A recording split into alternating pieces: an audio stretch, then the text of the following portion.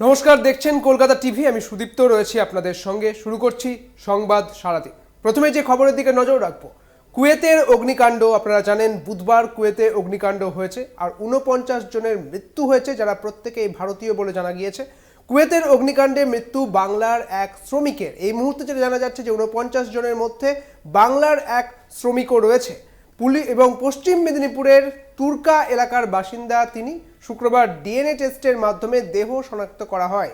28 বছরের এই কুয়েতে কর্মরত ছিলেন দারিকেশ পট্টনায়ক নামে একজন বাংলার শ্রমিক, এমনটাই জানা যাচ্ছে। কুয়েতের অগ্নিকাণ্ডে প্রথমে 41 জনের মৃত্যু হয়, 50 জন গুরুতর আহত অবস্থায় হাসপাতালে ভর্তি। আর তারপরেই বুধবারের পর বৃহস্পতিবার অর্থাৎ গতকালই জানা গিয়েছিল 49 জনের মৃত্যু হয়েছে এই কুয়েতের ভয়াবহ অগ্নিকাণ্ডে। কুয়েতের একটি বহুতলে আগুন লাগে, সেখানে বহু শ্রমিক থাকতেন এবং তারা প্রত্যেকেই ভারতীয়। যারা মারা গিয়েছেন অর্থাৎ 49 জন ভারতীয় শ্রমিকের মৃত্যুর খবর উঠে এসেছিল এই কুয়েতের অগ্নিকাণ্ডে। এবার যে খবর উঠে আসছে যে এই 49 জনের মধ্যে একজন বাংলা শ্রমিকও ছিলেন, তিনি পশ্চিম মেদিনীপুরের বাসিন্দা।